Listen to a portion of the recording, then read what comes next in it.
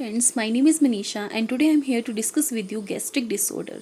So those who are new in my channel, please subscribe my channel and press the bell icon. So start with the gastric disorders. अब gastric disorders क्या होते हैं? So introduction of the gastritis. अब gastritis क्या होता है? Gastritis means inflammation of the inner lining of the mucosa. उसको हम क्या बोलते हैं? गैस्ट्राइटिस. एक ऐसी कंडीशन है जिसमें स्टमक की लाइनिंग, जिसको म्यूकोजा बोलते हैं, उसमें इन्फ्लामेशन हो जाती है, उसको हम गैस्ट्राइटिस बोलते हैं. इसमें क्या होता है कि जो स्टमक की लाइनिंग है वो स्पेशल सेल्स प्रोड्यूस करती है, जैसे एसिड, एंजाइम्स. और जो एसिड और एंजाइम्स क्या करते हैं? हेल्प करते हैं break down of the food and digestion में हेल्प करते हैं. फाइन. और जो म्यूकोजा होता है, जो म्यूकोजा क्या करता है? प्रोटेक्ट करके रखता है स्टमक की लाइनिंग को एसिड से. और जो स्टमक की लाइनिंग है, जब इन्फ्लामेशन हो जाती है उसमें, तो क्या होता है? जो हमारे एसिड और एंजाइम और म्यूकोजा की प्रोडक्शन जो है वो कम हो जाती है, कम होती है. तो जिसकी वजह से जो हमारा फूड जो है वो प्रॉपर्ली डाइजेस्ट नहीं हो पाएगा और जो इन्फ्लामेशन कोज हो जाएगी. तो गैस्ट्राइटिस में भी एक्यूट हो सकती है, क्रोनिक हो सकती है. जो एकदम से सडन और सिवियर इन्फ्लामेशन हो जाए उसको हम एक्यूट में काउंट करते हैं, एक्यूट गैस्ट्राइटिस में. और that last for the long time, जो काफ़ी लंबे समय से चलती आ रही है, उसको हम क्रोनिक गैस्ट्राइटिस बोलते हैं.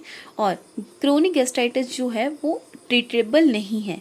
इट लास्ट फॉर ईयर्स और even in a life time ये रहती है पेशेंट में. ठीक है. देन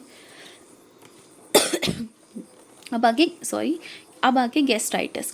गैस्ट्राइटिस क्या होता है? एक ऐसी टर्म है जिसको हम डिनोट करते हैं, इन्फ्लामेशन हो जाती है इसमें म्यूकोजल मेम्ब्रेन की. म्यूकोजल इंजरी होगी, लाइक मैंने आपको जैसे पीछे बताया कि म्यूकोजा जो है और एसिड जो हैं, इंजाइम्स जो हैं, वो प्रॉपरली प्रोड्यूस नहीं होंगे बिकॉज ऑफ द इन्फ्लामेशन, जिसकी वजह से गैस्ट्राइटिस हो जाएगा. ठीक है. अब gastritis is usually due to, किसकी वजह से होता है? Infectious agent like Helicobacter pylori and autoimmune and hypersensitivity reactions की वजह से गैस्ट्राइटिस होता है. देन गैस्ट्राइटिस मैंने आपको बताया जैसे एक्यूट होता है, क्रोनिक गैस्ट्राइटिस होता है. जैसे मैंने पीछे बताया, एक्यूट जो है वो सडन और सिवियर होता है, उसका ऑनसेट जो है वो सडन और सिवियर होता है और ये डाइटरी पैटर्न की वजह से होता है. Indiscriminations along with other risk factor include होते हैं इसमें. ठीक है.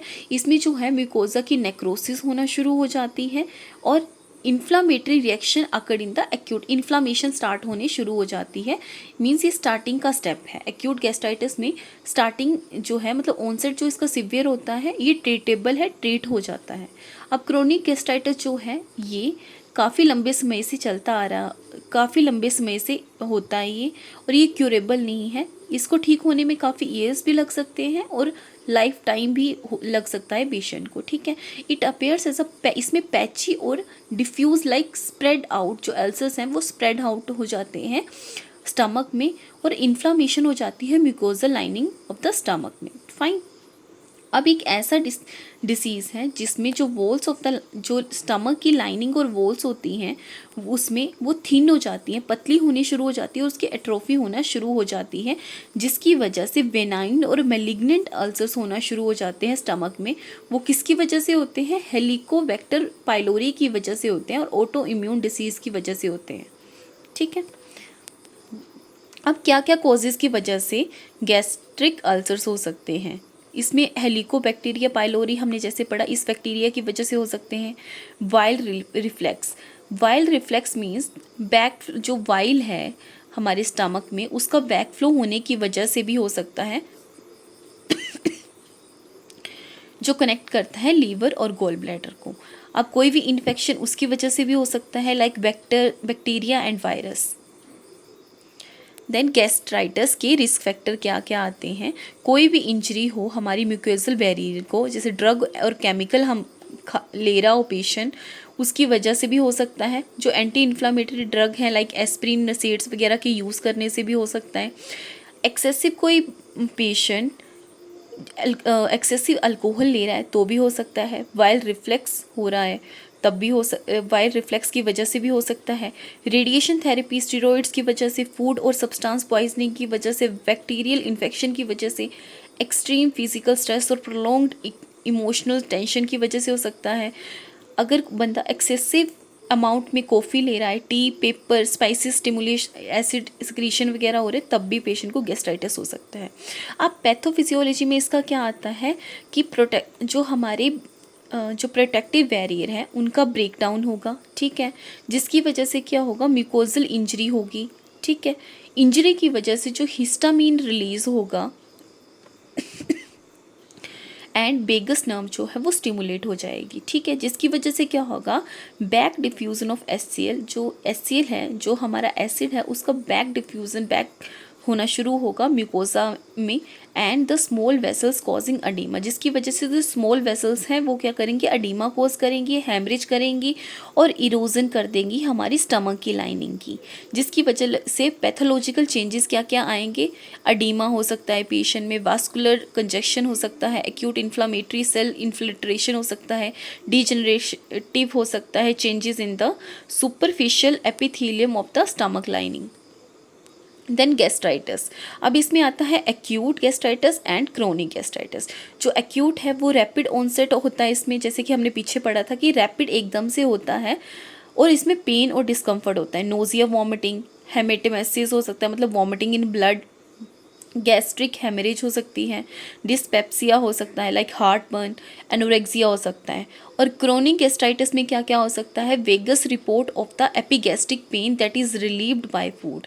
जब भी पेशेंट खाना खाएगा तो जो भी पेन होगी स्टमक के, उस वो खाना खाने के बाद रिलीव होगी। एनोरेक्सिया होगा पेशेंट को, नोजिया और vomiting, intolerance of the fatty and the spicy food and pernicious anaemia patient को हो सकता है। डायग्नोस्टिक इवैल्यूएशन में हम अपर एंडोस्कोपी करेंगे, एंडोस्कोपी की हेल्प से हम विजुलाइज करेंगे कि अल्सर हैं कि नहीं है, कितनी सिवियरिटी है।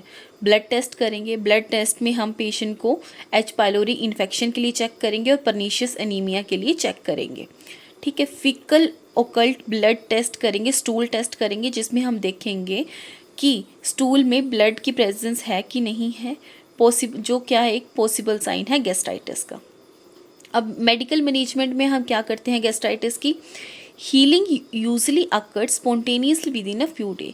हीलिंग जो है वो कुछ टाइम के बाद खुद ही होना शुरू हो जाती है। डिसकंटिन्यू करेंगे हम इंजीरियस ड्रग, जिनकी वजह से पेशेंट को चांसेस हैं ज़्यादा गैस्ट्राइटिस कंडीशन होने के, ठीक है। एंटासिड हम पेशेंट को प्रिस्क्राइब करेंगे। Decrease acid secretion using histamine receptor blocker like ranitidine देंगे, सिमिटेडिन देंगे, जो फैसिलिटेट करेंगे हीलिंग को। और उनको बोलेंगे eat non irritating food diet, avoid highly seasoned greasy और स्पाइसी फूड, उन पेशेंट को हम अवॉइड करेंगे खाने को।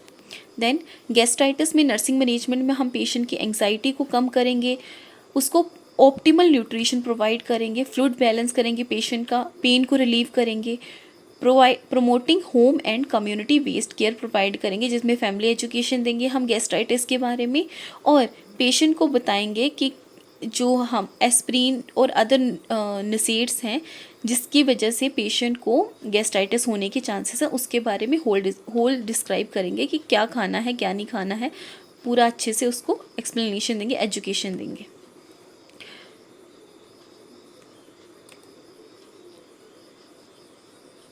नर्सिंग मैनेजमेंट में हम पेशेंट को बोलेंगे if vomiting accompanies acute gastritis rest NPU status and IV fluid में भी प्रिस्क्राइब्ड। अगर पेशेंट को वॉमिटिंग हो रही है एक्यूट गैस्ट्राइटिस में तो पेशेंट को रेस्ट करने को बोलेंगे, NPU स्टेटस देखेंगे एंड IV फ्लूइड पेशेंट को प्रिस्क्राइब करेंगे। NPU रखना है पेशेंट को और IV फ्लूइड जो है उसको प्रिस्क्राइब करने हैं डिहाइड्रेशन से प्रिवेंट करने के लिए।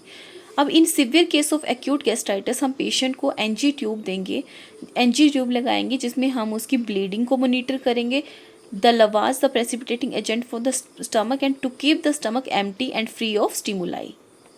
अब हम नर्सिंग मैनेजमेंट में पेशेंट और फैमिली एजुकेशन देंगे about the gastritis, avoid excessive intake of alcohol coffee alcohol के बारे में बताएंगे। We sure of that the food or water are safe to avoid contamination. Patient को हम बताएंगे कि जो पानी वो पिए वो साफ़ हो, सेफ टू ड्रिंक हो। पेशेंट को बोलना है अपना स्ट्रेस लेवल को मैनेज करो, रिड्यूस करो और उसको अल्टरनेटिव एंड कॉम्प्लीमेंट्री थेरेपीज देने को बोलेंगे, रिलैक्सेशन एंड मेडिकेशन टेक्निक देने को बोलेंगे। ठीक है। ट्रीटमेंट में हम पेशेंट को बोलेंगे eat smaller and more frequent meals, थोड़े थोड़े 2-2 घंटे के बाद कुछ खाना है और स्मॉल अमाउंट में खाना है, स्मॉल मील्स लेनी है। अवॉइड इरिटेटिंग ऑफ फूड, जो फूड पेशेंट को इरिटेट करते हैं जैसे spicy food, fat oily food, तो उनको पेशेंट को बोलना है अवॉइड करने के लिए। Avoid alcohol and consider switching pain reliever. Nursing diagnose में हमारे बनेंगे imbalance nutrition, less than body requirement related to insufficient absorption of the nutrients, acute pain related to the inflammation of the gastric lining, risk for fluid volume deficit, risk factor vomiting, decrease intake, and knowledge deficit related to the unfamiliar with the disease process. These are the nursing interventions include patient को अगर vomiting हो गई है तो उसको antiemetic देनी है, अगर पेशेंट को IV फ्लूइड एडमिनिस्टर करना है तो वो इसलिए करना है ताकि पेशेंट का fluid and electrolyte balance maintain रहे। पेशेंट को हमने ऑफर करना है स्मॉल और more frequent serving to reduce the amount of the irritating gastric secretion. Small और फ्रीक्वेंट डाइट हमने पेशेंट को देनी है। Help patient identify specific food that causing gastric upset, patient को हमने बोलना है कि जो फूड उसको इरिटेट कर रहे हैं उसको अवॉइड करना है।